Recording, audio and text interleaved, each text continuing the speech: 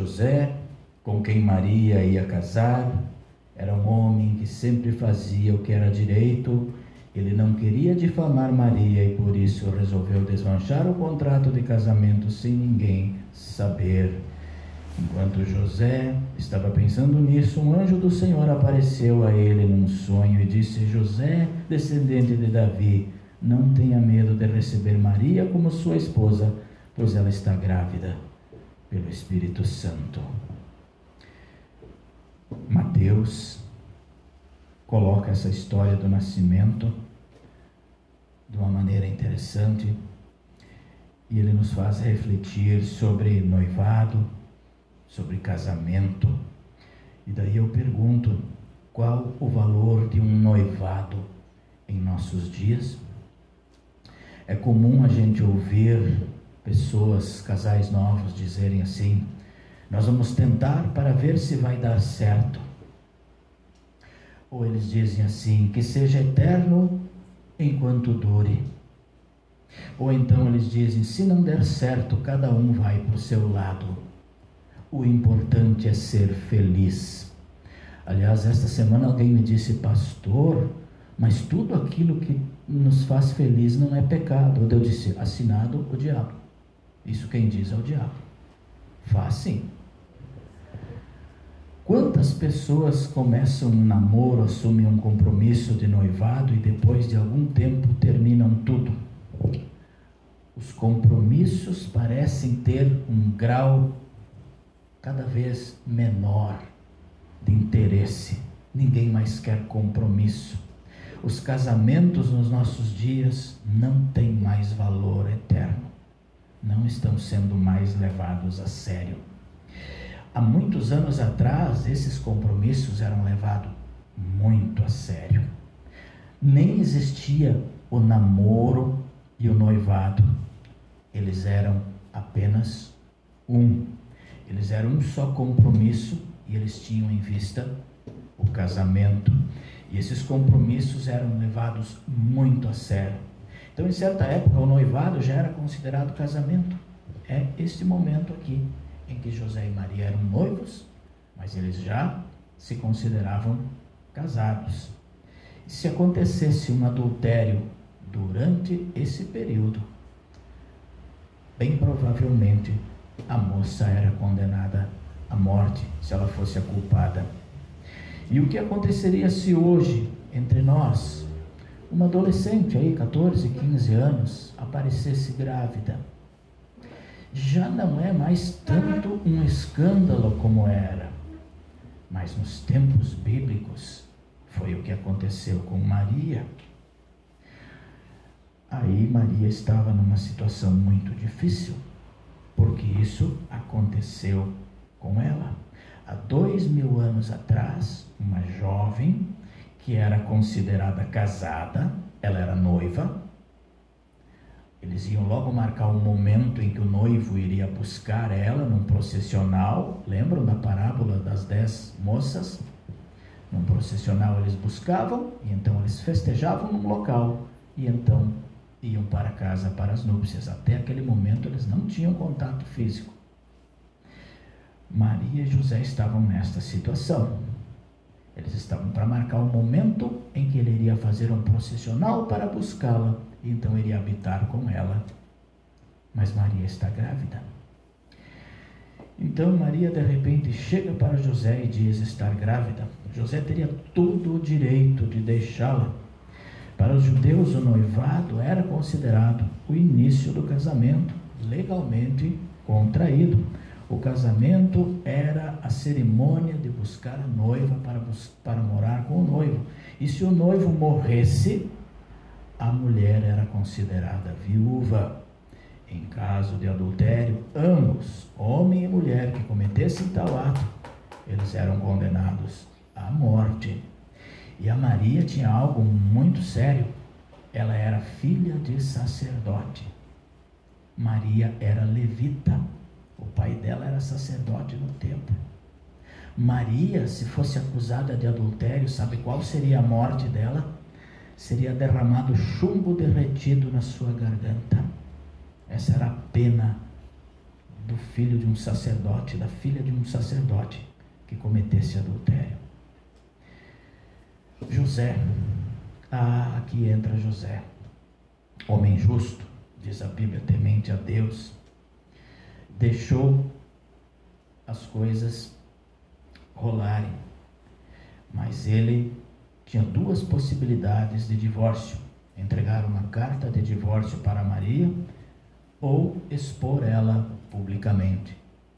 Ele poderia deixá-la secretamente, fugir para outro lugar, e ela então poderia casar-se com o pai do seu filho, mas não era adultério. Deus era o pai. Então José podia deixar em secreto, abandonar. José estaria então deixando a Maria livre para casar-se com o pai do seu filho, ou então entregá-la, expô-la publicamente, e ela seria então morta, executada. Então José era um homem justo, e para os judeus justo era aquele que cumpria a lei, e a lei obrigava José a divorciar-se de Maria. E tudo parecia se encaminhar para que Jesus nascesse como um filho de mãe solteira e adúltera. O testemunho de Maria: estou grávida do Filho de Deus, o Espírito Santo me fez conceber. Nada disso parecia convencer José, nem iria convencer a ninguém. Maria corria o risco de ser morta por ter adulterado e por ter blasfemado contra Deus. Olhem a situação vigente da época. Ninguém iria acreditar nessa história de concepção sobrenatural. Então José a deixa em secreto, mas o que isso adiantaria se Maria dissesse que estava grávida do Espírito Santo? Ela seria condenada à morte por blasfemar contra o nome de Deus. Olha a situação, José não tinha outra opção, mas ele iria abandoná-la. Então é impossível que Deus tenha um filho. Deus estaria se fazendo homem. Isso iria ser dito para ela, que ela estava blasfemando, embora as Escrituras dissessem que isso iria acontecer. Eis que a Virgem dará à luz, e ele será o Emanuel, o prometido, o Deus conosco. Então, o que será que passou na cabeça de Maria naquele dia? Um anjo aparece a ela e diz que ela vai conceber e um filho, conceber um filho vindo do próprio Deus. Depois o seu noivo resolve abandonar. A gente acha que parece que está tudo fora de controle, mas Deus tem absolutamente tudo no controle. E quando parece que as melhores saídas ainda não iriam resolver nada, e duas pessoas religiosas dignas diante da sociedade vão passar pela vergonha do adultério, do divórcio, nesse momento, Deus intervém mais uma vez. E é o que diz o versículo 20 aqui: enquanto José pensava nisso, diz ali, estava pensando nisso, um anjo do Senhor apareceu a ele num sonho e disse: olha Deus agindo. José, realmente, ela está grávida do Espírito Santo, tá? Um anjo aparece a José e ele crê que o filho da sua noiva é o Filho de Deus. Então, José crê no anjo. Quais são os anjos que nos falam hoje? Os anjos nos falam hoje. A Bíblia é a voz de Deus e dos anjos. A gente crê em tudo que está na Bíblia. Nós somos conclamados a crer. Olha, o José acreditou, e a partir daquele momento ele a tomou como sua esposa.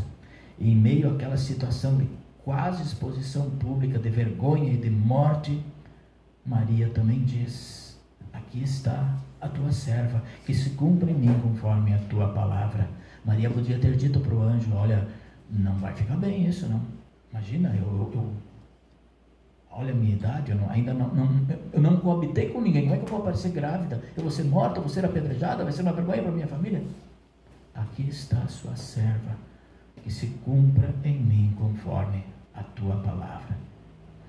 o que essa menina de 14 ou 15 anos iria enfrentar. Mas ela disse que venha, se é o Filho de Deus, eu quero. José também, convencido pelo anjo, José se dispõe, ele recebe Maria como sua mulher e passa a ser o pai, o padrasto, o pai adotivo do Filho de Deus, o Salvador do mundo. Olha que tarefa mais sublime Deus confiar a José. E é muito interessante a vida de José. Como seria a vida de José? A gente não tem muitos relatos, né? José seria talvez um pouco mais velho do que Maria, obviamente. Talvez os dois até estudassem na mesma escola. Talvez ele conhecesse Maria de muito tempo. Ela era filha do sacerdote, bonita e cobiçada. Todos querem namorar a filha do sacerdote. E lá está José. O pai de José, obviamente, era carpinteiro. José aprendeu o ofício. Naqueles tempos, carpinteiro e pedreiro era a mesma coisa. As casas eram feitas vigas de madeira, mas elas eram construídas em meias vigas de pedra. Todo carpinteiro também lidava com pedra. Ou seja, ele tinha uma profissão. O filho do carpinteiro estava há tempos com o coração partido de amores pela filha do pastor, do sacerdote. E então eles resolvem contrair matrimônio, começando pelo noivado, que já era um compromisso sério. E no meio desse noivado, a filha do pastor recebe do anjo a notícia de que ela foi escolhida para ser a mãe do Salvador.